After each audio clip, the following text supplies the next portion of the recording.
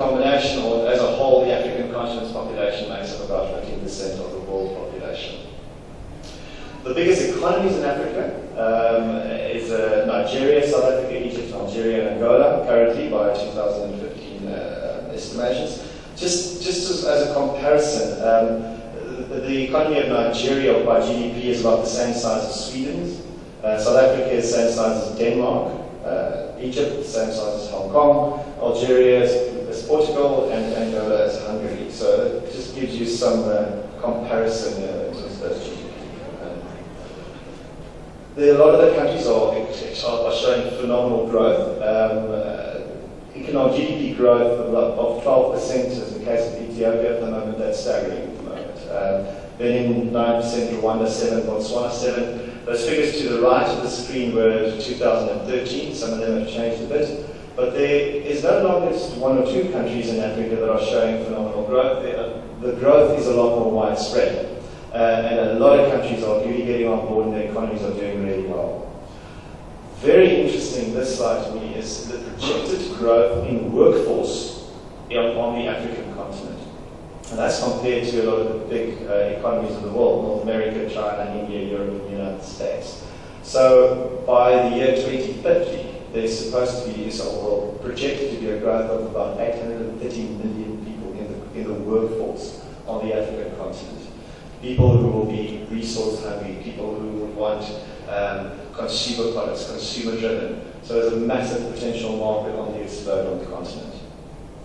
What in the ICT industry is driving this growth? Now, of course, there are various other factors that determine growth on the continent, urbanization, but in the ICT industry for specifically, the buzz on the continent is banking. One of the buzzwords is banking the unbanked. On the continent, about 80% of the adults on the sub-Saharan portion of Africa do not have any access to financial services or bank accounts, etc. 80%. So that represents a massive number of people. Approximately 2 billion adults worldwide are unbanked. About 3% of that is in South Africa. In Africa. 300 million plus in sub-Saharan Africa. And as I say, estimated at the moment that only 2% of retail transactions on the continent are being conducted electronically. That's almost none. So there is a massive potential for growth on the financial services side, transactional side, and that is what we are seeing happening at the moment. Another big driver is the absolute explosion in the mobile and telecommunications industry on the continent. Africa is currently the fastest growing mobile communications hub in the world. Cellular markets are growing nearly twice as fast as those in Asia. We're closing on 1 billion mobile subscribers on the continent, which incidentally I just saw India just reached 1 billion subscribers in October last year. So those are big numbers. Very interestingly though, up until a year or two ago, it was expected that feature phones will drive the sort of revolution in the mobile industry or the telecommunications industry on the continent. Exactly the opposite has happened, and that's largely due to a number of companies which have started focusing on the African continent, and in collaboration with governments in certain countries on the continent. And smartphones are now really taking over the continent, and smartphones retailing at prices of below $100. And that is, it's a phone which has full internet capability, apps run on Android most of the time, that can do all your normal smartphone functionality. It retails for under $100. That's about a tenth of the price of a current iPhone. So annual smartphone shipments to Africa are expected to top 150 million per year by 2020, which is not far off. In the first quarter of 2015 alone, there was a 66% increase in the number of smartphone sales on the African continent. Feature phones, on the other hand, for those not familiar with the term, feature phones are your first generation cell phones, like your Nokia 3210, which is a little screen phone and SMS maybe if you're lucky. They are on the decline by about 20% a year. They're still very widely used around the continent, but they're very, very quickly losing popularity. It's estimated that 70% of sub-Saharan users access the internet for browsing and various activities, including banking and entertainment on their mobile devices, whereas only 6% use desktop computers. So the mobile phone is taking over the continent.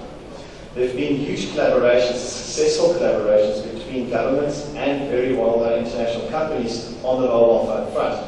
A nice example is the For Africa initiative, which was a combined initiative initially launched by Microsoft. A lot of people don't even know about it.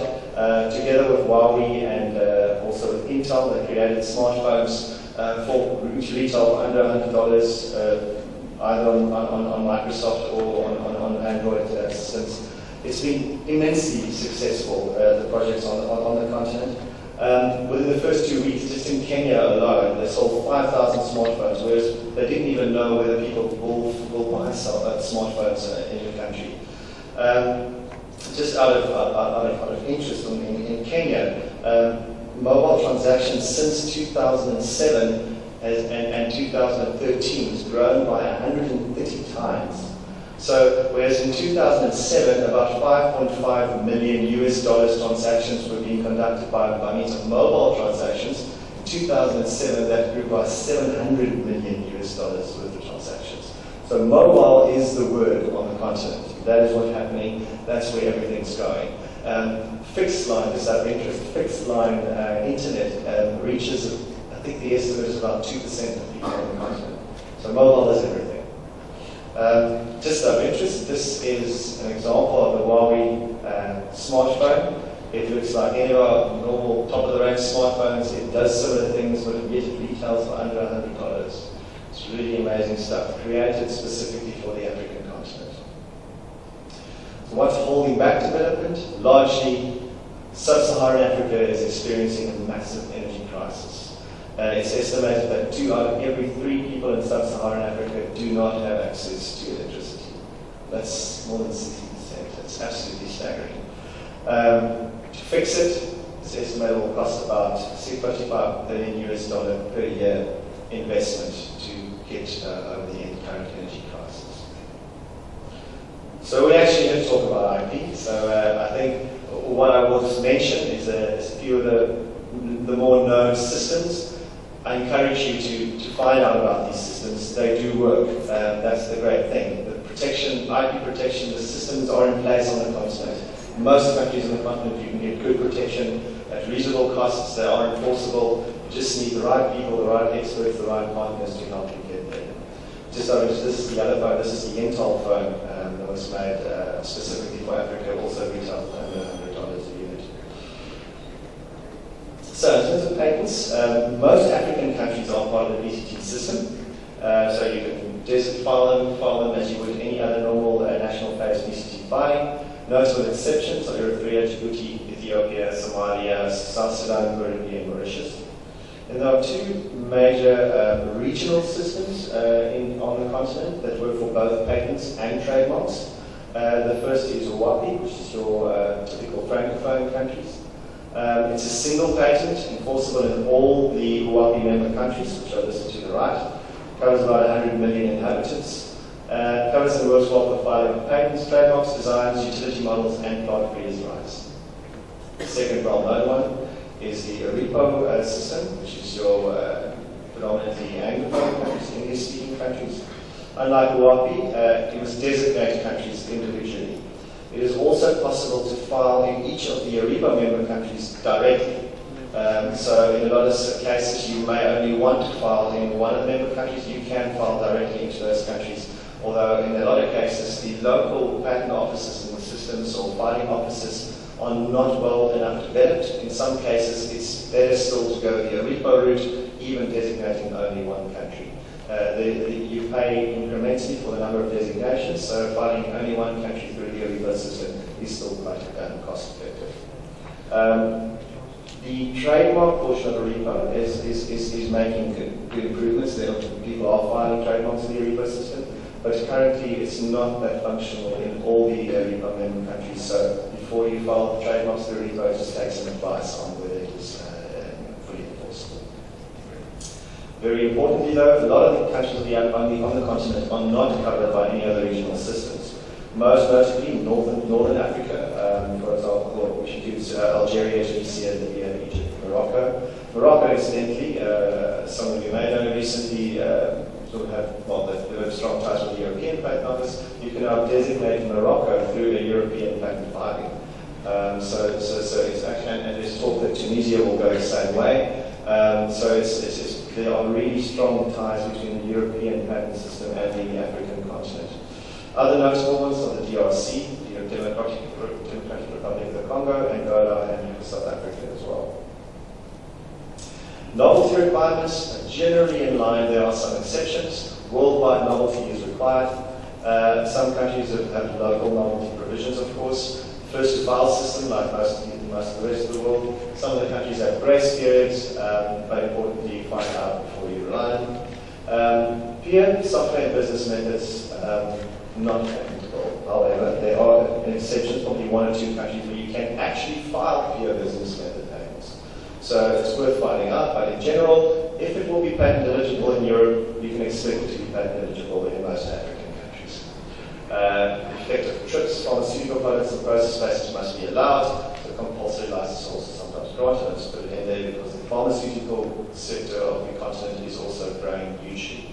It's expected that the pharmaceutical industry in the continent will double over the next 4 to 5 years. The enforcement, that's always the question. You can file, you can get the protection, but can you enforce it? There are definitely challenges. Most notably because all the countries have different legal systems. Civil systems, common law systems, a mixture. Some have no written laws, some abide by just common law with intellectual property rights. So it can be challenging. There's, in a lot of African countries and communities, there's also an approach to life in a communal manner, which means the concept of exclusivity or the concept of monopolies is frowned upon. It's not part of day-to-day living. So there are challenges in enforcing these monopolies. Most notably, though, there's a lack of enforcement capacity and experience among your judicial officers or the officers who are tasked with enforcing these intellectual property rights. But if guided correctly, given the right guidance, it is certainly possible to enforce your IP rights in most African countries. Some tips for protecting in Africa. Use the regional filing systems when appropriate.